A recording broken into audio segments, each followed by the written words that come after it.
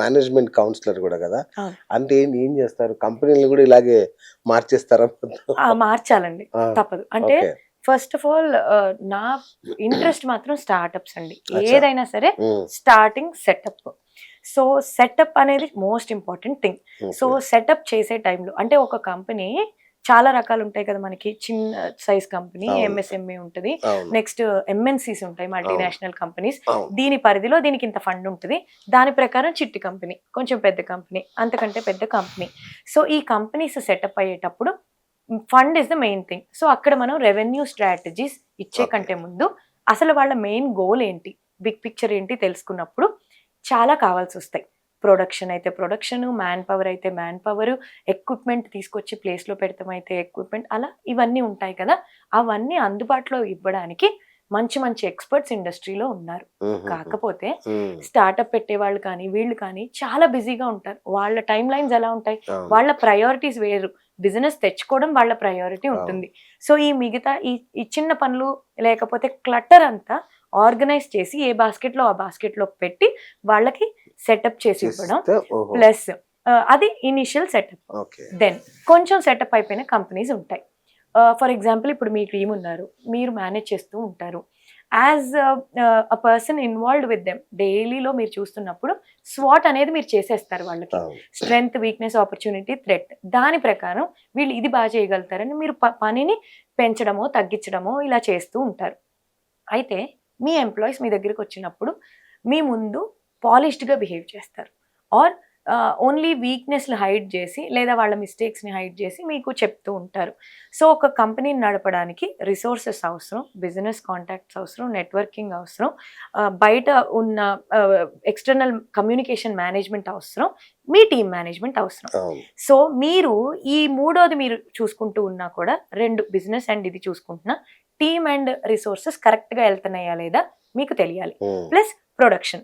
సరే ప్రొడక్షన్కి production manager ఉంటారు, మనకి రిపోర్ట్స్ రూపంలో తెలిసిపోతుంది అనుకుందాం. అంటే మీ ఉద్దేశంలో మేబీ ప్రొడక్షన్ అనేసరికి మీ వీడియో మేకింగ్ అనుకుందాం, రోజుకి 4 అనుకుందాం. అది అవుతుందా లేదా మీకు ఎలాగో తెలిసిపోతుంది విత్ రిపోర్ట్స్. ఈ రెండు అనేవి సరిగ్గా వాడుతున్నారా లేదా అని తెలియడానికి మీరు వెతికినప్పుడు మీకు పాలిష్డ్ అవుట్పుట్ మాత్రమే మీకు వస్తుంది. వెరాజ్ నాలాంటి ఒక థర్డ్ పర్సన్ చేసినప్పుడు మీకు రిపోర్ట్ ఇస్తాం, ఆడిట్ రిపోర్ట్ ఇస్తాం ఆపరేషనల్ హెల్త్ మీద. అంటే ఈ టీం ఎలా పెర్ఫామ్ చేస్తుంది, వాళ్ళతో క్లోజ్గా ఇంటరాక్ట్ అవుతూ ఉన్నప్పుడు, తిరుగుతూ ఉన్నప్పుడు ఎవరి స్వాట్ ఏంటి, నిజంగా జరుగుతున్నది ఏంటి. అంటే మీ దగ్గర ఒక మిషన్స్ రూపంలో చెప్పాలంటే 50 మిషన్స్ ఉన్నాయి అనుకుందామండి. మీకు ఒక 500 టన్స్ ప్రొడక్షన్ రావాలి. మీకు వచ్చే రిపోర్ట్ ఏంటి, చాలా ట్రై చేసాం సార్, హీట్ ఎక్కిపోతుంది, బంద్ చేసేసాం. ఇది నేను ఎక్స్టర్నల్ సోర్సెస్ తోటి కూడా చెక్ చేసుకుని అది 500 కాదండి 700 వరకు వెళ్ళొచ్చు, ప్రొవైడెడ్ ప్రాబ్లం మీరు రిసోర్స్ ఇవ్వట్లేదు అక్కడ, అంటే పవర్ పోయింది కాబట్టి కూడా లేదు. సో మీ దగ్గరకు వచ్చి ధైర్యంగా చెప్పేవాళ్ళు లేకపోయి ఉండొచ్చు, ఆర్ మీరే ఫండ్ వల్ల ఆపేసి ఉండొచ్చు. ఇక్కడ మీకు ఒక జెన్సెట్ అవసరం, ఆర్ ఈ టీమ్ మెంబర్ నెగిటివ్ ఎనర్జీ ఉంది, మిగతా టీమ్ మెంబర్స్ని టీమ్ ప్లేయింగ్ కాకుండా డ్రైవింగ్ ఫోర్స్ లేకుండా వెనక్కి లాగుతున్నారు. ఇలాంటి కొన్ని వ్యాలిడ్ రిపోర్ట్స్ ఇవ్వడం వల్ల మీరే ఆలోచించుకుంటారు మళ్ళీ, it's not my job. Like మీరు కరెక్ట్ మేకర్ కాబట్టి, కరెక్ట్ డెసిషన్ మేకర్, మీరు దాన్ని బట్టి ఓకే మేము సొల్యూషన్ సజెస్ట్ చేస్తాం. లైక్ దీనికి ఇది చేస్తే మీకు సొల్యూషన్ వస్తుంది, ఎలా చేయాలి ఏంటి అనేది. అక్కడ కూడా వీ హ్యావ్ 2 సర్వీసెస్. లైక్ ఒకటి మీరు మమ్మల్ని చేయమన్నా మేము మీకు దానికి ఇంకొక ఎక్స్టెండెడ్ ఫోర్స్ తోటి కంప్లీట్ సొల్యూషన్ ఇచ్చేటట్టు, లైక్ ట్రైనింగ్ అవ్వచ్చు, టీమ్ ప్లేయర్ని టీమ్ ప్లేయింగ్లోకి తీసుకొచ్చేటట్టు. ఆ పర్సన్ ప్రతి ఒక్కళ్ళు న్యాయం చేయడానికే వస్తారండి టీం తరఫున. కానీ ఏదో జరిగి ఉంటుంది, ఎప్పుడో మనం కోపంలో ఏదో అంటామో, లేకపోతే వాళ్ళని అర్థం చేసుకోకపోవడమో, వాళ్ళ అవుట్పుట్ రికగ్నైజ్ అవ్వకపోవడమో, ఇలాంటి బ్యారియర్స్, ఈ రూట్ కాజ్ని కనుక్కుని వాళ్ళకి న్యాయం చేస్తూనే మీకు కావాల్సిన బిజినెస్ అవుట్పుట్ మీకు తెప్పించేటట్టు. చాలా ఇంటెన్స్ బాధ్యత అండి నిజానికి. దాని వల్ల ఒక్కటైతే నిజమండి, మీరు మీ టీంని చూసుకుంటే టీం కంపెనీని ముందుకు తీసుకెళ్ళిపోతారు.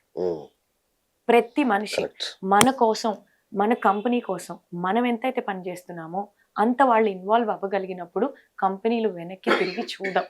ఆ బ్యారియర్ గనక మనం మధ్యలో ఉన్న అడ్డు కూడా తొలగించేసి వాళ్ళకి కావాల్సిన రిసోర్సెస్ సరే ఇప్పుడు ఇవ్వలేరా మీరు పర్వాలేదు వాళ్ళకి చెప్పే సెన్సిబిలిటీ ఉంటుంది. Yes. ఇందాక మనం అనుకున్నట్టు అవును. ఏ మాట అయినా అమ్మ అని చెప్పేది వేరు, నీ అమ్మ అనేది వేరు. అంతేగా. సెన్సిబిలిటీతో ప్రెజెంట్ చేసి మార్చుకుంటూ ముందుకు తీసుకెళ్ళాలి. ఎందుకంటే నోబడి ఎవరం పర్ఫెక్ట్ సో ఉన్నామండి. ప్రతి కంపెనీకి మీలాంటి కౌన్సిలర్లు అవసరం ఉంటుంది compulsory. Exactly. So initiation stage లో అవసరం పడతారా మీరు? ఏ దశలో అయినా అవసరం అదే ఇప్పుడు నేను చెప్పింది 3 స్టేజెస్ అండి. ఓకే. స్టార్ట్అప్ చేసేటప్పుడు అక్కడ కంప్లీట్ మనం ఒక ప్లాన్ అనుకోవడానికి బాస్ నువ్వు అన్ని నెత్తి మీద వేసుకుంటున్నావు, నో దీనికి ఈ ఎక్స్పర్ట్స్ దొరుకుతారు, దీన్ని కనెక్ట్ అవ్వండి, ఇక్కడ మీరు ఒక 20 రూపాయలు తగ్గించుకోవచ్చేమో, తగ్గుతుందేమో, కానీ ఎక్స్పర్ట్ గైడెన్స్ మీకు వచ్చినప్పుడు మీకు 100 రూపాయలు అవుట్పుట్ వస్తుంది. సో ఎక్కడ ఏంటి ఇప్పుడు అది మీతో ఫుల్ టైం చేసేసాను అనుకోండి, నేను కూడా మీతో మీలాగా ఆలోచిస్తాను. అంతే కదా. యాజ్ అన్ అవుట్ సైడర్ మీకు జెన్యూన్ రిపోర్ట్ ఇవ్వలేను. Because we are humans, we attach with the emotion. మనము ప్రాబ్లం నుంచి డిటాచ్ అయ్యి సొల్యూషన్ ఆలోచించాలి. కాబట్టి అవుట్ సైడర్ రావాలి, మీకు రిపోర్ట్ ఇవ్వాలి, అవి చేసిన తర్వాత ప్రోగ్రెస్ ఏంటని కూడా మనం సెలెక్ట్ చేసుకోవాలి. అంటే చూడాలి, ప్రతిదీ మెజరబుల్ అండి.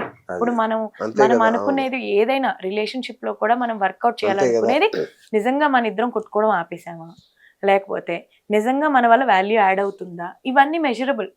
ఇప్పుడు ఈ వీడియో పనిచేస్తుందా లేదా మీకు వ్యూస్ మెజరబుల్. ఇప్పుడు రిలేషన్షిప్ లో వాళ్ళు కూడా ప్రతి ఒక్కరు టైం ఇచ్చి ఉండొచ్చు, వాళ్ళంత డెసిషన్ తీసుకున్నారంటే ఇంకా వర్కౌట్ అవ్వట్లేదు అని వాళ్ళకి ఒక లైన్ తెలిసి ఉండొచ్చు. సో ప్రతిదీ మెజరబుల్. అలా మనం మెజర్ చేసుకుంటూ ముందుకెళ్ళాలి. స్మార్ట్ గోల్ అంటాం, అందుకే సింపుల్, మెజరబుల్, అటైనబుల్. రీచ్ అవ్వాలి మనం ఆ గోల్ని. అండ్ టైం బౌండ్ ఉండాలి. ఒక టైం పెట్టుకోవాలి, ఒక పని మీరు నాకు టైం ఇవ్వండి, ఈ కాన్సెప్ట్ ఈ టైం లోపల అని చెప్పాలి. లేదు అంటే నేను 10 సంవత్సరాలు కూడా చెక్కుతానండి, అంతేగా. ఆ చెక్కే దాని లోపల కాన్సెప్ట్ అవుట్డేటెడ్ అయిపోవచ్చు. అట్లా టైం బౌండ్ కూడా ఉండాలి. అది మనము కంపెనీస్ కి we try to, it's a mutual learning. చాలా నేను అది చేయటానికి రీజన్ నాకు నేర్చుకునే స్కోప్ కూడా ఉంది. బికాస్ ఒకటే దగ్గర ఉంటే అండి ఆ 30 మందే నా స్పియర్. అట్లా ఈ నెట్వర్కింగ్ లో కానీ whatever we are getting to know so many people. ఎంత నేర్చుకుంటున్నాం. ఒక్కటే అండి, మనకి మనమే కాంపిటీషన్. నిన్న కంటే ఇవాళ ఎలా బెటర్. మీరు గ్రీన్ లివింగ్ అనేది ప్రమోట్ చేస్తున్నారు, ఏంటది? Green living is nothing but sustainable. అవునండి. సో ప్రతి విషయంలో మనమే కార్బన్ ఫుట్ ప్రింట్ వదులుతున్నాం ఎక్కడో అక్కడ. అంటే ఇప్పుడు నేను ఎలక్ట్రిక్ కార్ వాడుతున్నాను అంటే నేను ఎన్విరాన్మెంట్ గురించి ఆలోచించేసినట్టు కాదు మొత్తంగా. అంటే లిథియం అయాన్ బ్యాటరీ ఇంకా డిస్పోజల్ స్టేజ్ కి రాలేదు. వచ్చినప్పుడు అది రీసైక్లింగ్ ఎక్కడవుతుంది, ఎలా అవుతుంది, అది కూడా జరిగినప్పుడు గ్రీన్ లివింగ్. కానీ నేను ఒక్క అడుగు వేసాను టువర్డ్స్ గ్రీన్ లివింగ్. అలా మన డే టు డే లైఫ్ లో మనము రియల్ లెదర్ బ్యాగ్ కొంటే గ్రీన్ లివింగ్ కాదు కదా, ఒక పర్సన్ ని మనం హాని చేసినట్టు. ఇక్కడ పెద్ద డిబేట్ కి రీజన్ అయ్యేది ఏంటి, వెజ్ నాన్ వెజ్ ఇలాంటివన్నీ నేను మాట్లాడలేదు. బికాజ్ మనకు అనాదిగా వస్తున్నది, దేవుడు అన్ని మనకి ఇచ్చారు తినమని.